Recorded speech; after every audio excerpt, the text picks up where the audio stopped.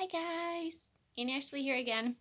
So today we are going to do the Berenstain Bears Get the Gimmes. Now I'm sure that none of you have ever had the Gimmes. Have you? Guess we'll find out what the Gimmes are. When a cub's behavior takes a turn for the worst, it's hard for parents to know what to do first. Here's brother and sister bear with their suckers. But they have little tears in their eyes. Wonder what that's from. Of course, the members of the bear family who lived in the big tree down a sunny dirt road in bear country loved each other. They loved each other very much. Brother and sister bear loved their mama and papa. Naturally, mama and papa bear loved their cubs, and of course, they were nice to them, as nice as they could be. But sometimes they were a little too nice. Sometimes the cubs got too many treats, too many toys, and too many rides on the bucking duck at the mall. So there's the bear family. And there's them with their treats and the bucking duck at the mall. Maybe that's why brother and sister bear got the Gimmes. Or maybe it was because there were treats, toys, and fun things to do wherever they looked. At the supermarket, at the mall, on TV, and just about everywhere where. Maybe that was why they began making a fuss to get what they wanted, especially at the supermarket checkout, where there were always stacks and stacks of candy and other goodies. Now, cubs, Mama said as the family got into the checkout line, and she saw that old gimme gleam in their eyes. We can't have a big fuss every time we pass candy. I simply won't stand for it. So there they are, where there's all kinds of treats and toys. They are waiting at the line to check out at the supermarket. But Mama, whined sister, they have gummy gumballs, my favorite. And chewy chompers, my favorite, whined brother. Now hush, said Mama. I simply won't listen to another word. That's when Papa Bear smiled and said, Now, Mama, you're only young once, and handed the cubs their favorite treat. It's only too true, said Mama, as they were leaving the supermarket, that you're only young once, but that's all the more reason to learn proper behavior while you're still young.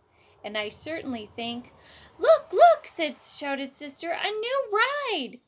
Hey, a bucking frog, shouted brother. That looks even better than the bucking duck. May we ride it, please? May we, please? So there's Papa giving them their treats. And look at that new ride. Looks fun. Now, Papa had just bought them treats, and he thought that was enough for one day. But the cubs made such a fuss that he sighed, dug in his pocket, and put some money in the slot. Papa looked at Mama and shrugged. Cubs will be cubs, he said. Now, does that look like they're behaving nicely? I don't think so. It may be true that cubs will be cubs, said Mama as they walked across the parking lot to their car. But that's no excuse for jumping up and down and making a scene every time they see something they want. Look, shouted the cubs once again. Little rubber cats that stick out their tongues when you squeeze them. Cubs, said Mama, that will be quite enough. I don't want to hear another word. Uh-oh, what do you think's going to happen? Oh, please, they shouted. May we have them, please.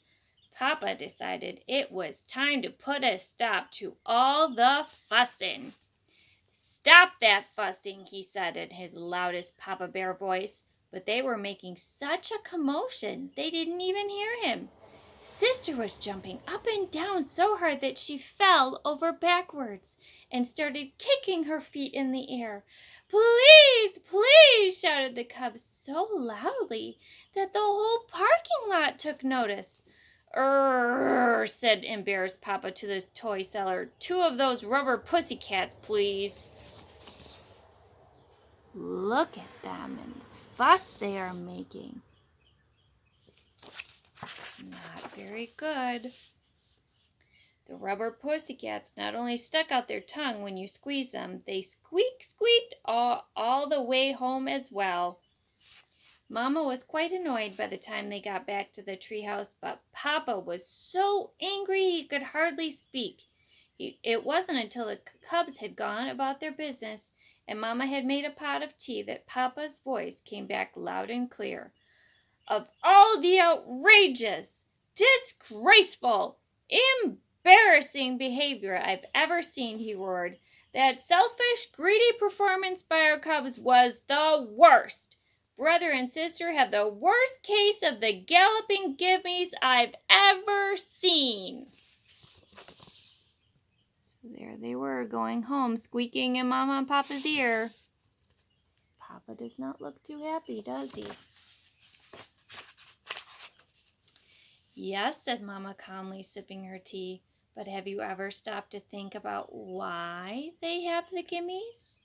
Perhaps their greedy behavior isn't all their fault. Perhaps it's partly our fault for giving in every time they make a fuss. Papa listened quietly. Perhaps so, he said. It's up to us, she continued, to explain things to them, to help them understand why it's important not to be greedy. Then Papa called the cubs in for a talking to. He told them why it wasn't a good idea to be selfish and greedy and want everything in sight. Selfish, greedy cubs, he exclaimed, can never be happy because you just can't have everything you want all the time. Life isn't like that. Do you understand? Oh, yes, Papa, we understand, they said. There's Mama and Papa talking, and then Papa's talking to the cubs, helping them understand. He talked to them about counting their blessings, which meant enjoying the things that they had instead of forever wanting more and more and more. Does that make sense to you? He asked. Oh, yes, Papa, they said. It makes a lot of sense. That's when the cubs heard the sound of a familiar car door. It was Grizzly Gramps and Gran coming to call. Brother and sister ran to open the front door, and as Gramps and Gran came up the stairs, they made the biggest fuss yet. What'd you bring me? What'd you bring me? They screamed. What'd you bring me? And that did it. Uh-oh. Look at Papa's face. He doesn't look happy. Up to your room, roared Papa. Up to your room and no TV or treats for a week, for a month, for a year. The cubs knew that this wasn't the time to argue. They scurried up the stairs and into their room. We seem to have come at a bad time, said Gran. What about these things we brought with us? Asked Gramps. A puzzle for brother and a top for sister. Your presents will have to wait, Gramps, answered Mama. I'm afraid brother and sister have a bad case of the gimmies. The galloping greedy gimmies, added Papa. The worst case I've ever seen. The cubs opened their door a crack to listen in. There they are, going up to their room.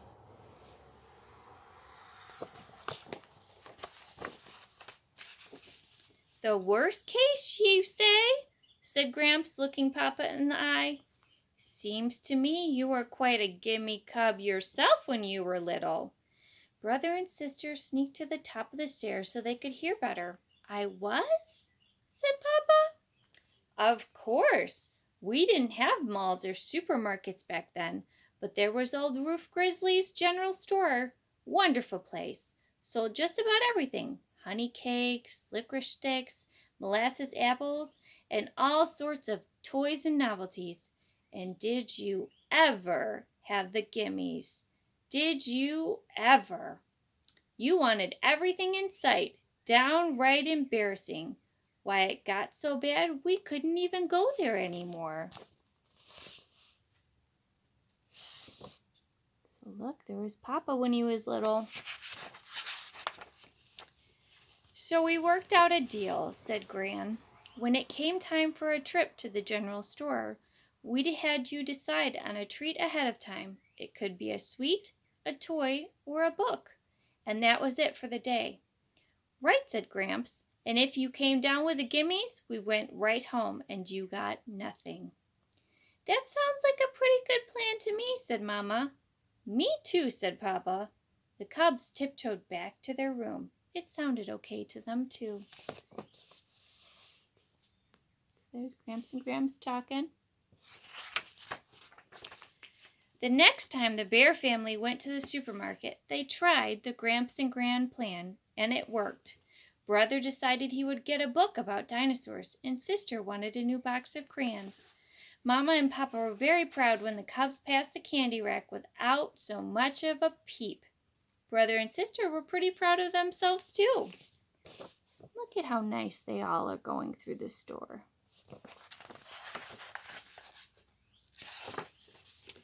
But then they heard it, the familiar sound of a cub with a bad case of the Gimmes. The kicking, screaming cub was just behind them in the checkout line. You never heard such a fuss. What outrageous, disgraceful, embarrassing behavior, said Sister. May we leave? Yes, said Brother. Let's get out of here. And not too long ago, it was them who was doing that, huh?